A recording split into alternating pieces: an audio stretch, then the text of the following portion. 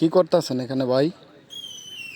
এই তো ভাই আসলাম লাকমাছড়া ঘুরতে আসলাম। লাকমাছড়া যে পাহাড় আছে, পাহাড় দেখতে আসছি। এবং এখানকার যে স্থানীয় মোষ আছে, সেই মোষের খাঁটি মোষের দুধের চা খুবই সুস্বাদু। তো চা খাচ্ছি আর হচ্ছে লাকমাছড়ার যে পাহাড়গুলো আছে, পাহাড় দেখতে পাচ্ছি। এবং দূরে দেখা যাচ্ছে যে ইন্ডিয়ার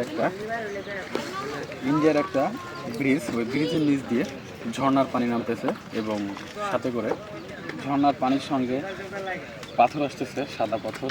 এবং যদি এখানে বৃষ্টির পরিমাণ একটু বেশি হয় তাহলে সেই ক্ষেত্রে বৃষ্টির পানির সঙ্গে কয়লা আসে, প্রচুর পরিমাণ কয়লা, যেটা এখানে প্রচুর পরিমাণ কয়লা জমে থাকে।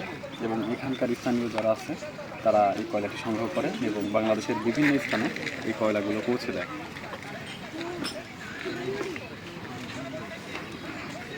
এটা একটি পর্যটক স্থান, কিন্তু আসলে এখন আমরা সকাল টাইমে আসছি, এজন্য এখানে লোকজনের পর্যটকদের চলাফেরা একটু কম। যখন দুপুর পর বিকাল টাইমে এখানে প্রচুর লোক, হাজার হাজার মানুষ থাকে এখানে। কারণ বিভিন্ন হাউস বোট বলেন, শিপ বলেন, চাঁদের গাড়ি বলেন, সব গাড়ি থেকে করে এখানে আসে পর্যটকরা এই পাহাড়টা দেখার জন্য। এটা হচ্ছে লাকমাছড়া পাহাড়। আর লাকমাছড়া এই যে পাশে দেখতে পাচ্ছেন, এটা হচ্ছে আমাদের বাংলাদেশ এবং ইন্ডিয়ার বর্ডারের সাইডে তার কাটা বেড়া দেওয়া আছে।